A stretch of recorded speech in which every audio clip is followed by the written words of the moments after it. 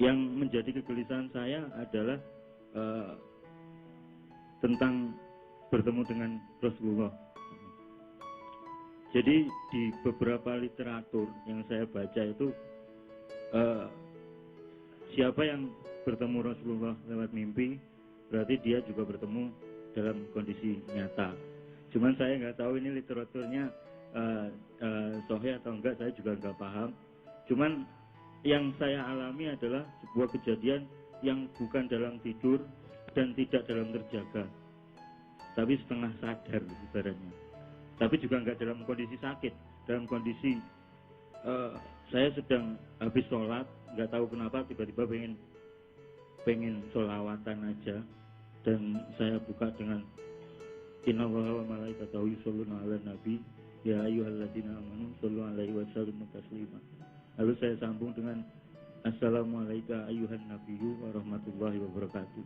Nah pada saat itu nggak tahu, kayak hilang kesadaran, tiba-tiba kayak orang tidur tapi telinga, semua anggota badan itu merasa sadar. Dan di situ ada beberapa rombongan, dan yang satu itu sosok yang sangat menawan, dan saya nggak bisa menceritakan seperti apa, tapi tidak sama dengan literatur yang saya baca. Kalau yang saya baca itu orangnya berjenggot, itu enggak. Jadi wajahnya benar-benar Masya Allah.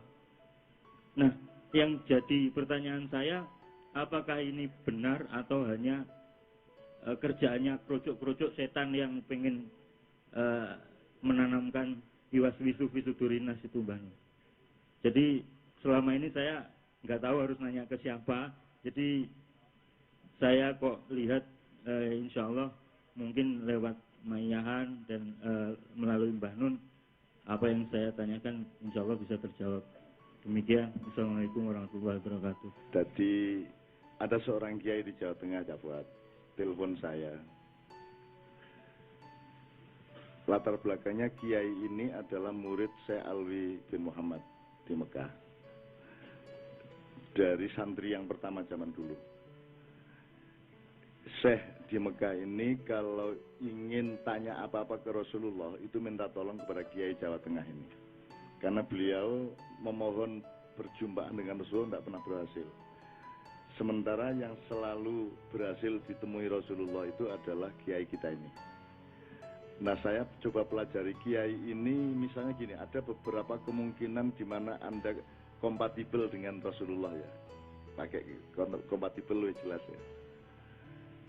Jadi misalnya, Rasulullah itu Anda menjadi segelombang dengan Rasulullah karena kesucian Anda. Kesucian itu misalnya tidak makan riba sedikit pun, tidak putus suci, jadi ngentut wudu meneh, batal wudu meneh ya. Tidak menjaga mulut sedemikian rupa, menjaga perilaku sedemikian, pokoknya suci. Jadi kompatibilitas terhadap Rasulullah itu berdasarkan aura kesucian. Ada lagi seperti Pak Yai tadi, itu punya kemungkinan kompatibel terhadap roh-roh suci termasuk Rasulullah atau Nabi Yunus itu karena penderitaan, karena kelaparan, karena kesengsaraan hati dan seterusnya. Jadi saya kira Rasulullah itu azizun alaihi ma'anitum, maka ada rumus bahwa ada kemungkinan bisa segelombang sama Rasulullah kalau Anda berada di dalam tingkat penderitaan tertentu yang tidak ada buruknya. Kan penderitaannya kan suci tadi, gak oleh wesel, gak iso mangan, sapi turute kan APN itu. Nah, kemungkinan yang lain sangat banyak. Bisa karena kamu tekun bekerja, bisa karena kamu sangat menomorsatukan ibumu. Nek perlu kok dilatih sikile. Itu juga sebuah klausul yang membuat kamu bisa mengakses ke gelombangnya Rasulullah atau orang-orang suci yang lain. Ada banyak sekali tempat, ada banyak sekali kemungkinan. Nah, beliau ini juga menjalani hidup sedemikian rupa, ketekunan, kesungguhan hati, mencari sesuatu yang sejati dan seterusnya sedemikian rupa selama bertahun-tahun sampai dia melakukan perjalanan-perjalanan jauh untuk mencari kesejatian itu. Nah, apakah yang beliau temukan tadi itu Rasulullah atau tidak? Menurut saya Anda tidak perlu mencari itu. Yang pertama harus Anda cari adalah sing elek apa? Selama Anda mengalami iku ana sing elek tak gak? Ana sing melanggar syariat tak gak? Gak ana. Semua kan baik, ya. Maka berhusnudzonlah, apakah itu Rasulullah benar atau tidak, ataukah Rasulullah yang diwajahkan dengan formula yang berbeda, itu terserah Allah dan terserah Rasulullah. Karena Allah dan Rasulullah itu loro-loro ning atunggil, kan gitu. Jadi sekarang yang penting Anda berposisi semoga dan husnudzon, menurut saya. Upama awakmu secara subjektif wis ya apa iku Rasulullah, wis aku yakin wis gak apa-apa. Yang tidak boleh kalau Anda menggunakan keyakinan subjektif itu Anda itu untuk bersombong kepada orang lain, untuk pamer-pamer kepada orang lain, kan itu. Sepanjang itu keyakinanmu, ya, terus dan itu berguna untuk kedekatanmu kepada Allah dan Rasulullah, ya wis gak apa-apa menurut aku. Bener gak bener kan tidak ada objektivitas material sebenarnya, Mas. Misalnya awakmu ngomong kok tapi kok gak jenggoten, lah ya pas mari dicukur ya iso. Kok ruwet sampean itu. Lah iya wong jenenge wong jenggoten kadang dicukur kadang gak lah iso atau. Tetapi yang mungkin indikatornya Anda harus punya kepekaan terhadap cahaya. Dalam banyak gini, saya pernah di sebuah kampus di Sulawesi menjelaskan kepada mereka betapa karikatur para pelaku karikatur di Denmark itu menghina Rasulullah sedemikian rupa, dan saya membawa file-filenya, saya jelaskan kepada publik pakai layar, pakai LCD dan seterusnya. Jadi saya mensimulasi, saya tahu kemarahan Anda kepada orang yang menghina Rasulullah, tapi saya tanya sama Anda, termasuk saya tanya kepada Hizbut Tahrir, menurut Anda Rasulullah marah apa tidak dihina seperti itu? Semua menjawab Rasulullah tidak marah. Fa'fu wasfahu kalau Rasulullah. Gak kira terus sapa emang? Gak kira Rasulullah ngono, gak kira. Gak mungkin ya Mas ya. Jadi kita marah, tapi ketika kita ditanya tentang kira-kira Kanjeng Nabi muring-muring tagak, semua orang 100% menjawab gak. Kanjeng Nabi gak kira muring-muring. Gak kira, mesti ndongano apik kayak kiai-kiai gontor sing ngusir aku iku, Mas. Apal aku. Ya aku diusir itu ya wajar, aku salah. Aku ini ya melanggar aturan, pada waktu melanggar itu nabrak lah.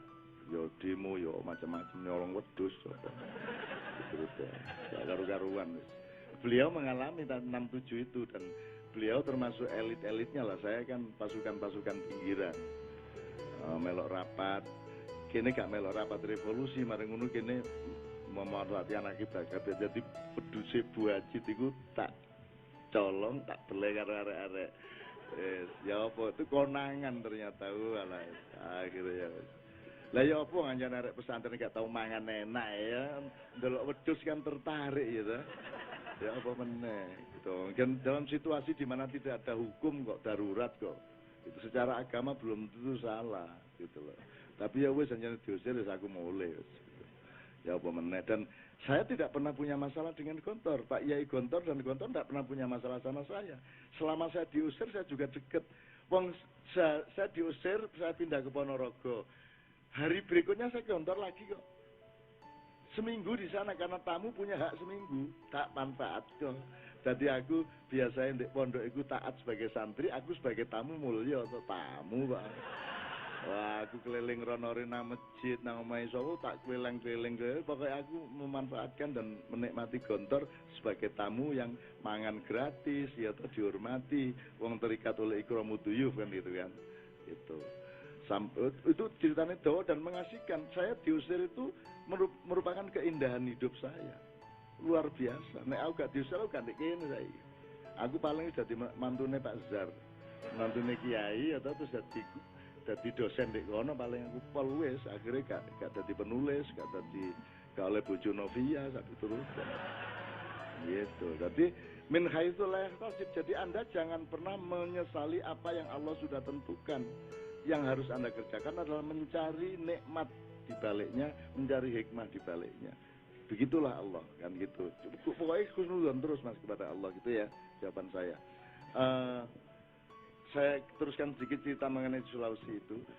Ketika saya menjelaskan mengenai karikatur yang menghina Rasulullah itu, ada ketua MPR Mandar. Mandar itu sebuah kerajaan yang ada dewan sesepuhnya. Jadi ada raja dengan strukturnya dan ada semacam mustasarnya. Nah, ketua MPR-nya tuh moto-moto memfoto saya, dan di foto-foto itu ada Rasulullah di sampingnya LCD saya itu. Lu kok tahu Rasulullah? Kalau ngelihat gamisnya, lihat bentuk badannya, lihat bungkuknya, lihat lihat gesturnya, itu Rasulullah. Cuman wajahnya cahaya. Jadi kalau saya nikmati sebagai estetika. Pokoknya sampean saya ingin njaluk meneh, soporo ditomoni meneh, tapi sampean harus mengembangkan kepekaan terhadap cahaya. Karena salah satu ciri Rasulullah adalah zatun nur, adalah zat yang berupa cahaya itu. Nah, nek sampean bertemu dengan cahaya, ya wes bah Muhammad tak duduk mesti Muhammad cahaya kok. Kan Allahu nurus samawati wal ardh mesti Muhammad. Itu yang saya ingin omongkan mengenai Maulid Rasul. Kalau Maulid Nabi sejak Iqra, kalau Maulid Rasul itu sejak Kun kalau saya. Jadi kalau Nabi itu kan naba, yaitu literer, itu kan tekstual kan gitu. Tapi kalau Rasul itu kan empirisme. Jadi angin berhembus, hukum alam, gravitasi, itu adalah duta kehadiran Allah. Dan itulah Muhammad sebenarnya. Jadi Muhammad itu sudah sejak awal, maka disebut Nur Muhammad itu. Sudah sejak kun, maka berlangsunglah Muhammad. Seluruhnya itu Muhammad. Jadi kalau Maulidu Nuri Rasulillah Muhammad SAW itu kapan saja bisa kita selenggarakan. Nah, ini pemahaman ini yang tidak pernah berkembang di Islam. Nek sampean Maulid Nabi itu, nek syahadat itu, syahadatan itu hanya pasca Muhammad, sakno Nabi Musa. Syahadatnya ya apa? Masa la ilaha illallah ngono tok. Masa Adam tidak mengakui Muhammad sebagai Rasul. Maka pengertian Rasul beda dengan pengertian Nabi. Rasul itu jauh lebih senior, jauh lebih tua, dan jauh lebih hakiki di awal penciptaan Allah dulu. Iku interpretasiku ojo terus dianggap iku ajaran. Aku mikirin ngono iku. Muga-muga bener wong gak ono eleke, apa sih eleke sire gitu loh. Nah, awakmu ojo terus kok gawa rono-rono. Enggak ngene rek, ojo ngono. Gaen dhewe gitu loh. Kayak Syafat nang lho digawe dhewe. Ya apa sih Syafat nang soal apa sing itu dilangsungkan sendiri di dalam dirinya, tidak perlu digawe nyalah-nyalahno wong kan gitu.